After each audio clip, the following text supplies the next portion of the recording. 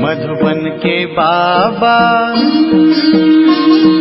मधुबन के बाबा मुरली वाले, आपका क्या कहना, आपका क्या कहना। ओम शांति।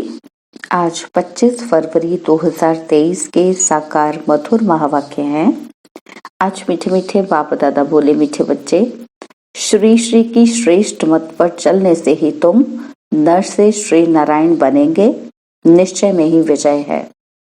बाबा ने कहा, मीठे बच्चे, श्री श्री की श्रेष्ठ मत पर चलने से ही तुम नर से श्री नारायण बनेंगे, निश्चय में ही विजय है। और बाबा ने आज प्रश्न पूछा कि ईश्वर की डायरेक्ट रचना में कौन सी विशेषता अवश्य होनी चाहिए। और उत्तर में बाबा समझाते कि सदा हर्षित रहने की। ईश्वर की रचना के मुख से सदैव ज्ञान रत्न निकलते रहें। चलन बड़ी रॉयल चाहिए। बाप का नाम बदनाम करने वाली चलन ना हो। रोना, लड़ना, झगड़ना, उल्टा सुलटा खाना, यह ईश्वरीय संतान के लक्षण नहीं।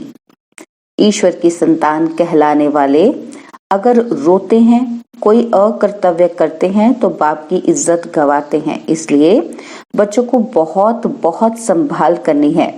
सदा ईश्वरीय नशे में हर्षित मुख रहना है। ओम शांति। बच्चों का मुखड़ा देखना पड़ता है।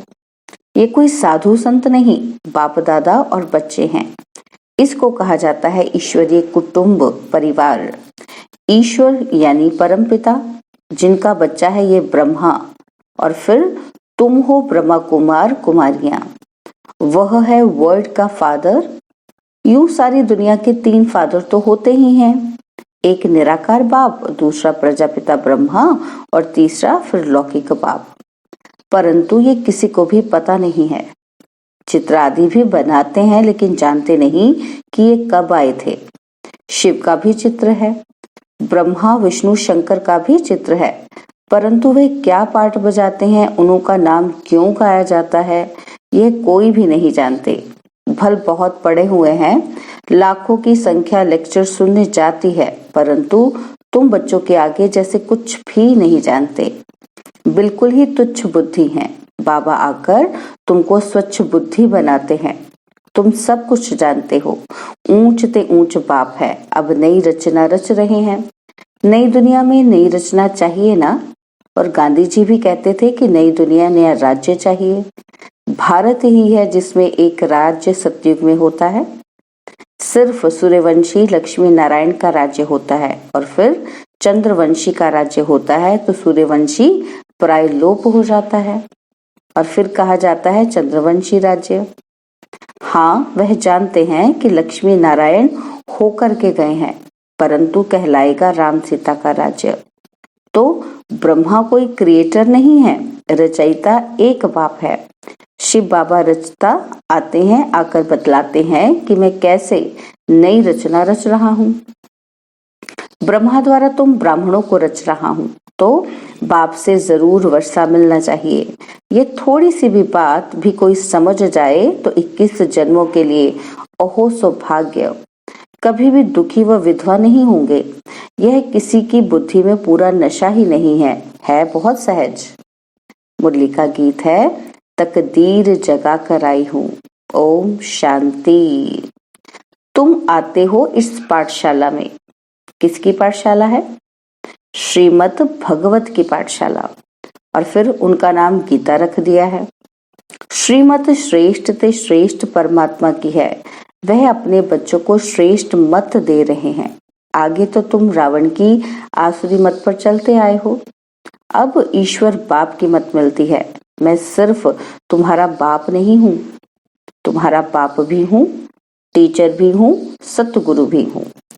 जो हमारे बनते हैं, कहते हैं कि शिव बाबा ब्रह्मा मुख द्वारा हम आपके बन गए। प्रतिज्ञा करते हैं कि मैं आपकी हूँ, आपकी ही रहूंगी। बाबा भी कहते हैं कि तुम हमारे हो। अब मेरी मत पर चलना। श्रीमत पर चलने से तुम सो श्रेष्ठ लक्ष्मी नारायण बन जाएंगे, गारंटी है।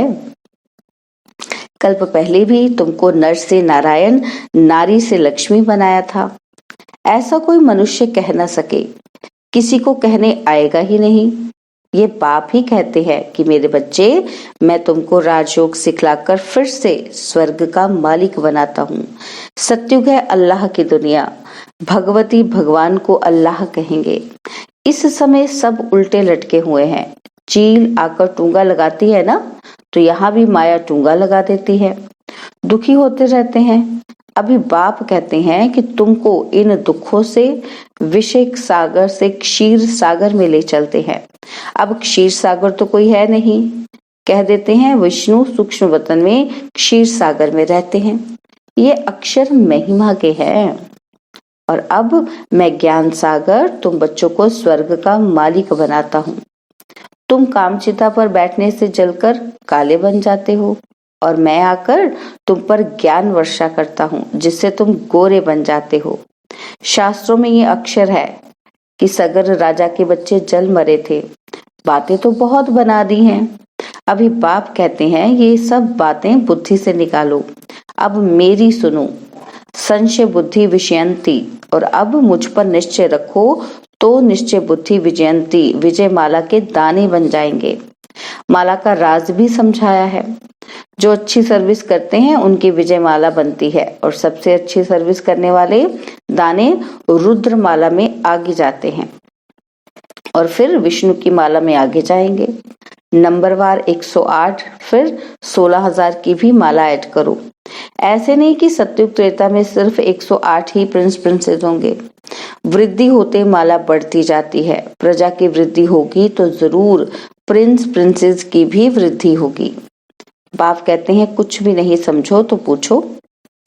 हे मेरे लाडले बच्चे, मुझे जानने से तुम सृष्टि झाड़ को जान जाएंगे। ये झाड़ कब पुराना नहीं होता है, भक्ति मार्ग कब शुरू होता है ये तो तुम जानते हो। यह है कल्प वृक्ष, नीचे कामधेनु बैठी है, जरूर उनका बाप भी होगा। अभी तुम भी कल्प वृक्ष के तले में बैठे हो, और फिर तुम्हारा नया झाड़ शुरू हो जाएगा। प्रजा तो लाखों की अंदाज में बन गई और बनती जाएगी। बाकी राजा बनना यह जरा मुश्किल है, इसमें भी साधारण गरीब उठते हैं। बाबा कहते हैं गरीब निवाज मैं हूँ। दान भी गरीब को किया जाता है। अहिल्याएं, कुब्जाएं, पाप आत्माएं जो हैं, ऐसे ऐसे को मैं आकर वरदान देता हूँ। तुम एकदम सन्यासियों को भी बैठ ज्ञान देंगे। ब्राह्मण बनने बिगड़ देवता कोई भी बन न सके। जो देवता वर्ण के थे वह ब्राह्मण वर्ण में आए, तब फिर देवता वर्ण में जा सके। तुम माता पिता गाते तो सब हैं, गाते हैं ना कि तुम माता पिता हम बालक तेरे। बाबा कहते गाते तो सब हैं, परंतु अब तुम प्रैक्टिकल में हो। यह है ब्राह्मणों की नई रचना। ऊंच ते ऊंच चोटी ब्राह्मण और ऊंच ते ऊंच भगवान, फिर ईश्वरीय संप्रदाय। तो तुमको तो कितना नशा रहना चाहिए कि हम ईश्वर के पोते पोत्रियां, प्रजापिता ब्रह्मा के बच्चे हैं। अब ईश्वर के बच्चे तो सदैव हर्षित रहने चाहिए, कभी रोना नहीं चाहिए। यहाँ बहुत ब्रह्मा कुमार कुमारियां कहलाने वाले भी रोते हैं, खास कुमारियां। पुरुष रोते नहीं है तो रोने वाले नाम बदनाम कर देते हैं। वह माया के मुरीद देखने में आते हैं, शिव बाबा के मुरीद नहीं देखने में आते। बाबा अंदर में तो समझते हैं, परंतु बाहर से थोड़े दिखलाएंगे, नहीं तो और ही गिर पड़े। बाबा कहते अपनी संभाल करो। सतगुरु की निंदा कराने वाला कभी ठौर नहीं पाएगा। वह समझ लें कि हम राजगद्दी कभी नहीं पाएंगे। तुम्हें तो सदैव हर्षित, जब तुम यहाँ हर्षित रहेंगे तब किस जन्म हर्षित रहेंगे। भाषण करना कोई बड़ी बात नहीं, वह तो बहुत सहज है। और श्री कृष्ण जैसा बनना है तो अभी सदा हर्षित मुख रहो और मुख से रत्न निकलते रहें। मुझ आत्मा को परमपिता परमात्मा का धन मिला है, जो मुझ आत्मा में धारण होता है सो मैं अपने मुख से दान करता जाता हूँ। जैसे बाबा शरीर का लोन ले दान करते रहते हैं, ऐसी अवस्था चाहिए। बाबा बाहर से भल प्यार देते हैं, परंतु देखते हैं कि इनकी चलन बदनामी करने वाली है, तो दिल में रहता है ये छोड़ नहीं पा सकेंगे। बाबा को उल्हाने भी मिलते हैं कि हैं ईश्वरीय संतान, फिर रोते क्यों? आबरू तो यहाँ ईश्वर की जाएगी ना। रोते हैं, झगड़ते हैं, उल्टा सुल्टा खाते हैं, तो देवताएं रोते तो भी और बात, तो ये तो डायरेक्ट ईश्वर की संतान रोते हैं, तो क्या गति होगी? ऐसा अकर्तव्य कार्य नहीं होना चाहिए कि जो बाप की आबरू गवाओ। हर बात में संभाल चाहिए। तुमको ईश्वर पढ़ाते हैं। इस समय तो जितने मनुष्य उतनी मतें हैं, एक ना मिले दूसरे से। तो बाप समझाते हैं कि जहां तुम बैठे हो, अपनी ऊंच ते ऊंच तकदीर बनाने, ऊंच तकदीर सिवाय परमात्मा के और कोई बना ना सके। सत्य की सृष्टि के आदि में है लक्ष्मी नारायण, वह तो भगवान ही रचते हैं। उसने लक्ष्मी नारायण को राज्य कैसे दिया, यथा राजा रानी तथा प्रजा कैसे हुई, ये कोई नहीं जानते। बाबा समझाते हैं कि कल्प के संगम युग पर ही मैं आकर लक्ष्मी नारायण का राज्य स्थापन करता हूँ। बाबा कहते हैं तुमको राज्य तिलक दे रहा हूँ। मैं स्वर्ग का रचयिता तुमको राज्य तिलक नहीं दूंगा तो कौन देगा? कहते हैं ना तुलसीदास चंदन घिसे, ये बात यहाँ की है। तो वास्तव में राम शिव बाबा है, चंदन घिसने की बात नहीं। अंदर बुद्धि से बाप और वर्षे को याद करो, मायापुरी को भूलो। इनमें अथाह दुख है, ये कब्रिस्तान है। मीठे बाबा और मीठे सुख धाम को याद करो। ये दुनिया तो खत्म होनी है। विदेशों में तो बॉम्ब आदि गिराएंगे तो सब मकान गिर जाएंगे, सबको मरना है। किच्चड़ पट्टी खलास होनी है। देवताएं किच्चड़ पट्टी में नहीं रहते हैं। लक्ष्मी का आवाहन करते हैं तो सफाई आदि करते हैं ना। अब लक्ष्मी नारायण आएंगे तो सारी सृष्टि साफ हो जाएगी और सब खंड खत्म हो जाएंगे, और फिर देवताएं आएंगे और वह आकर अपने महल बनाएंगे। बॉम्बे इतनी थी नहीं, कावड़ा था, अब देखो क्या बन गया है। तो फिर ऐसा होगा और खंड नहीं रहेंगे। सतयुग में खारे पानी पर गांव नहीं होते, मीठी नदियों पर होते हैं, और फिर धीरे धीरे वृद्धि को पाते हैं। मद्रास आदि होते ही नहीं, वृंदावन गोकुल आदि नदियों पर रहते हैं। बैकुंठ के महल वहां दिखाते हैं। तुम जानते हो कि हम यहाँ आए हैं नर से नारायण बनने। सिर्फ मनुष्य से देवता भी नहीं कहो, देवताओं की तो राजधानी है ना, और हम आए हैं राज्य लेने। इसको कहा ही जाता है राजयोग, यह कोई प्रजा योग नहीं है। हम पुरुषार्थ करके बाप से सूर्यवंशी राज्य लेंगे। बच्चों से रोज पूछना चाहिए कि कोई भूल चूक तो नहीं की, किसी को दुख तो नहीं दिया, डिसर्विस तो नहीं की। थोड़ी सर्विस में थक नहीं जाना चाहिए। पूछना चाहिए कि सारा दिन क्या किया। झूठ बोलेंगे तो गिर पड़ेंगे। शिव बाबा से कुछ छिप ना सके, ऐसा मत समझना कि कौन देखता है। शिव बाबा तो झट जान जाएगा। मुफ्त अपनी सत्यानाश करेंगे। सच बताना चाहिए, तब ही सतयुग में नाच करते रहेंगे। सच तो बिट्ठो नच। खुशी में बहुत हर्षित मुख रहना चाहिए। देखो स्त्री पुरुष है, एक के सौभाग्य में स्वर्ग की बादशाही हो और दूसरे के भाग्य में नहीं भी हो सकती है। तो कोई का सौभाग्य है जो दोनों हथियाला बांधते कि हम ज्ञान चिता पर बैठ इकट्ठे जाएंगे। तुम बच्चे जगदम्बा माँ की बायोग्राफी को जानते हो और कोई 84 जन्म मानेंगे नहीं। उनको भुजाएं बहुत दे दी हैं, तो मनुष्य समझेंगे ये तो देवता हैं, जन्म मरण रहित हैं। अरे चित्र तो मनुष्य का है ना, इतनी बाहें तो होती नहीं। विष्णु को भी 4 भुजाएं दिखाते हैं प्रवृत्ति को सिद्ध करने के लिए। यहाँ तो 2 भुजाएं ही होती हैं। मनुष्य ने फिर नारायण को 4 भुजा, लक्ष्मी को 2 भुजाएं दी हैं। और कहाँ फिर लक्ष्मी को 4 भुजाएं दी हैं। नारायण को सांवरा, लक्ष्मी को गोरा बना दिया है। कारण का कुछ भी पता नहीं पड़ता। अभी तुम जानते हो कि देवताएं जो गोरे थे द्वापर में आकर काम चिता पर बैठते हैं तो आत्मा काली बन जाती है, और फिर बाप आकर उन्हें काले से गोरा बनाते हैं। अच्छा, मीठे मीठे सिकिलदे बच्चों प्रति माता पिता बाप दादा का याद प्यार और गुड मॉर्निंग रूहानी बाप की रूहानी बच्चों को नमस्ते। हम रूहानी बच्चों की रूहानी बाप दादाजी को दिलवा जान सिकवा प्रेम से नमस्ते। ओम शांति।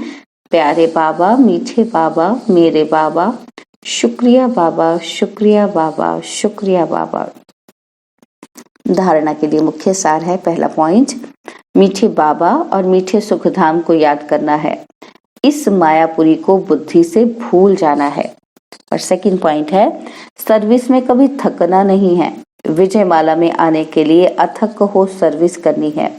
शिव बाबा से सच्चा रहना है, कोई भूल चूक नहीं करनी है, किसी को दुख नहीं देना है। बाबा ने आज वरदान दिया, एक के पाठ द्वारा निराकार आकार को साकार में अनुभव करने वाले वरदानी मूर्त भव।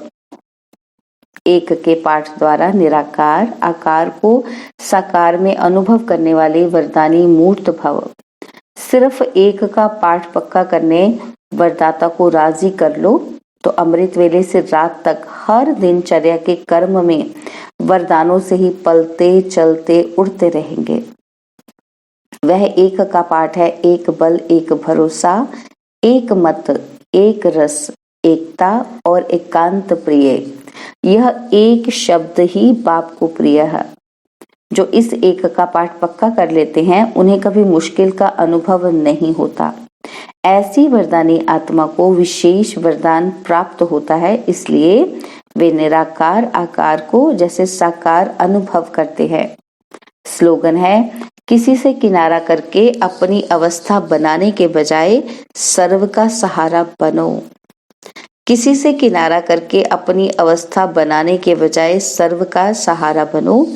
ओम शांति। और अब यह एक बहुत अच्छी वीडियो भी जरूर देखें।